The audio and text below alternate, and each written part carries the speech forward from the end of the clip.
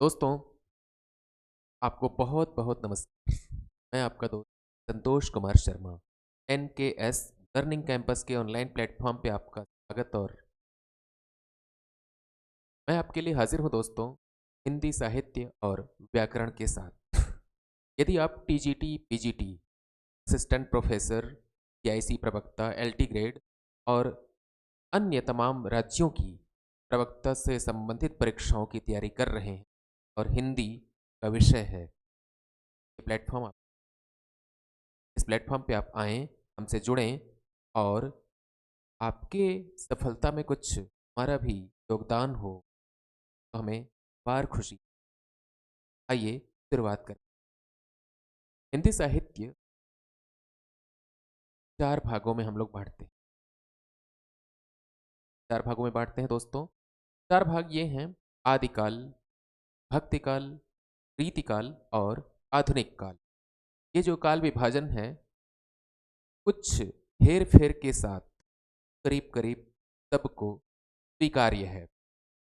इस काल विभाजन में दोस्तों भक्ति काल को हिंदी साहित्य का स्वर्ण काल, स्वर्ण युग कहा जाता है। और भक्ति काल में महान कवि हुए, उनमें सूरदास, तुलसीदास, वीरदास के नाम। और इनमें कबीरदास केवल कवि नहीं थे, समाज सुधारक भी थे, दार्शनिक भी थे, संत भी थे। और मजेदार बात यह है, खुद पढ़े लिखे नहीं थे। कबीरदास जी के बारे में ऐसा कहा जाता है कि 1398 ईस्वी के आसपास पैदा हुए थे और 1498 ईस्वी के आसपास इनका निधन हुआ। तो कबीरदास जी का जो जीवन है वो खुद एक किंवदंती है। कबीरदास जी वाराणसी के पास लहरतारा एक जगह है, तो वहाँ पे नीमा और नीरू, ये जुलाहा दंपत्ति, सुबह सुबह टहलने के लिए तालाब की ओर गए तो वहाँ तालाब के किनारे एक पड़ा हुआ था जो रो रहा था। वह बच्चा नवजात, यानी कि तुरंत का जन्मा हुआ बच्चा कोई छोड़ के चला गया। नीमा और नीरू, ये जो दंपत्ति थे, इनके कोई औलाद पहले से नहीं थी। इन लोगों को मांगी मुराद मिल गई। बच्चे को उठा करके घर ले आए और अपने बच्चे की तरह पालन पोषण शुरू किया और बच्चे का नाम रखा कबीर। यही कबीर धीरे धीरे बड़े हुए और जो नीमा और नीरू का पुश्तैनी धंधा था जुलाहे का, तो सीख लिया और कबीरदास एक जुलाहा बन। लेकिन ये बात कही जाती है ना कि होनहार बिरवान के होत ची बात। कबीरदास विद्रोही स्वभाव के थे और इनका यह विद्रोह, इनकी ये बगावत के चरित्र में शुरू से ही परिलक्षित होने। दोस्तों, कबीरदास जी को पढ़ने का बहुत मन किया कि हम पढ़ेंगे। तो कई लोगों के पास ये पढ़ने लिखने के उद्देश्य से गए, लेकिन आप जानते हैं कि भारत आज, और अगर कहा जाए तत्कालीन समाज, एक सामंती समाज था। मतलब पढ़ाई लिखाई उच्च वर्ग के लिए आरक्षित थी। और ये कहाँ ठहरे जुलाहा, किसी भी गुरु के पास जाते तो पढ़ाने से, क्योंकि पढ़ाई लिखाई केवल राजाओं के बच्चों या मंत्रियों या सेनापतियों के बच्चों तक ही सीमित थी। मतलब पढ़ाई राजे रजवाड़ों के लिए आरक्षित थी, ऐसा कहा जाए। इसको हम लोग आज रिजर्वेशन कहते हैं दोस्तों। जमाने का रिजर्वेशन का रौद्र रूप था। उस रूप का शिकार कबीरदास जी को भी होना पड़ा। जब ये शिक्षा के उद्देश्य से रामानंद जी वाराणसी में रहते थे। वाराणसी में गंगा नदी के किनारे 80 घाट है दोस्तों। वहीं पे रामानंद जी सुबह प्रातःकाल की वेला में, करीब भोर में कह लिया जाए, नहाने के लिए लाठी लेकर के उतरते थे।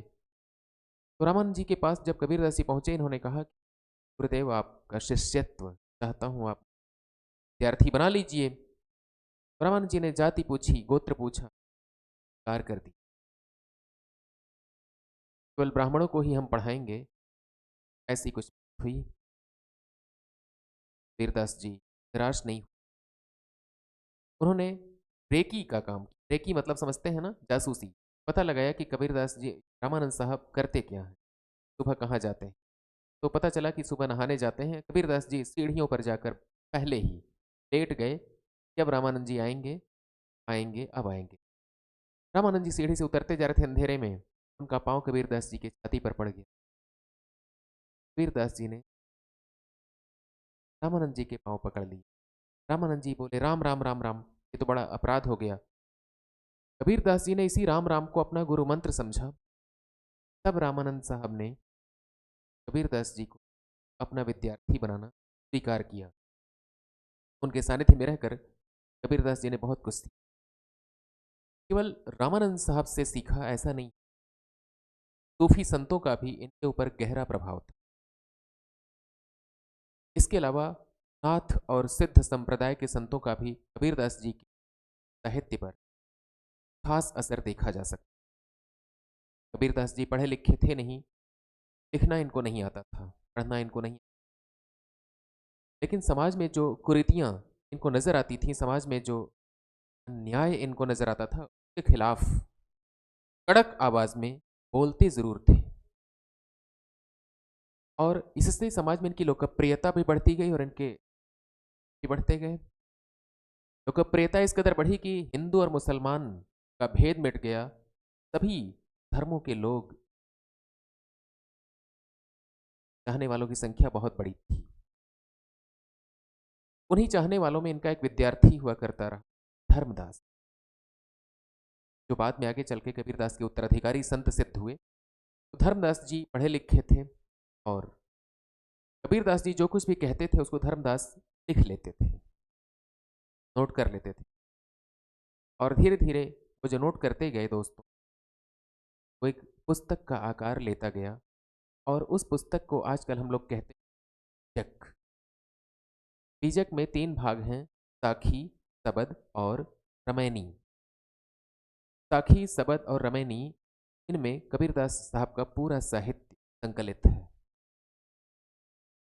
कबीरदास जी को पढ़ करके आपको एक असीम आनंद की अनुभूति।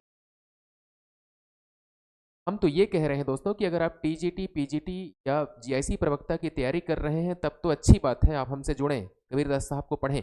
लेकिन आप परीक्षा की तैयारी नहीं भी कर रहे हैं तो भी कबीरदास साहब पढ़ना चाहिए। कुल है, ईश्वर ने आपको जो जीवन दिया है, इस जीवन में अगर हमने कबीरदास साहब को नहीं पढ़ा तो एक महत्वपूर्ण सुख से हम वंचित रह जाएंगे। कबीरदास साहब को पढ़ने का जो सुख है, जो सौभाग्य है, इसे हम लोग होना नहीं चाहते। शुरुआत करेंगे दोस्तों। और कबीरदास साहब की साखी का एक पद है, गुरु गोविंद दो खड़े काके लागू, बलिहारी गुरु गोविंद दियो बता। कबीरदास साहब का कहना है कि अगर गुरु और गोविंद दोनों एक साथ खड़े हों तो पहले किसके पैर पकड़ूं का फैसला ऐसे देते हैं, पहले गुरु के पैर पकड़िए। गुरु ही वो व्यक्ति है, ईश्वर तक पहुंचने का रास्ता वो बताता। यदि गुरु ना हो, ईश्वर तक पहुंचेंगे वो बताएगा कौन। इसलिए गुरु श्रेष्ठ है। ईश्वर और गुरु में गुरु की महत्ता अपरंपार। कबीरदास जी राम के निराकार रूप की आराधना करते थे। निर्गुण निराकार मतलब उनका जो राम है कबीरदास साहब का कोई रूप नहीं है। वो दशरथ के पुत्र राम नहीं है, वो निर्गुण है, निराकार है, परम ब्रह्म है, ईश्वर का निर्गुण रूप है। उस राम की कबीरदास साहब पूजा का मतलब, जिसको हम लोग कर्म कांड कहते हैं, वो पूजा नहीं, उनको मानना। कबीरदास अपने को राम की पत्नी के रूप में, ईश्वर की पत्नी के रूप में कई जगह चित्रित करते हैं और राम को अपना पति स्वीकार करते हैं। कबीरदास जी के दोहे हिंदी की धरोहर है छाती। छाती को अपनी छाती से लगा कर रखने की आज की जो नई पीढ़ी है यह साहित्य से होती जाए। हमारी कोशिश होगी इस नई पीढ़ी को साहित्य से जोड़ा जाए। प्रयास में आपका सहयोग उचित है। हमारे चैनल से जुड़ें, हमारे चैनल को सब्सक्राइब कर लें, ज़्यादा से ज़्यादा लोगों तक शेयर करें। और अगर आप सब कुछ अच्छा लगता है तो आप एडमिशन भी अवश्य ले सकते हैं। तो सारी जानकारियाँ उपलब्ध हैं। आपसे अगले वीडियो में विस्तार से बात करूंगा कबीरदास के ऊपर। अभी अपने दोस्त संतोष कुमार शर्मा को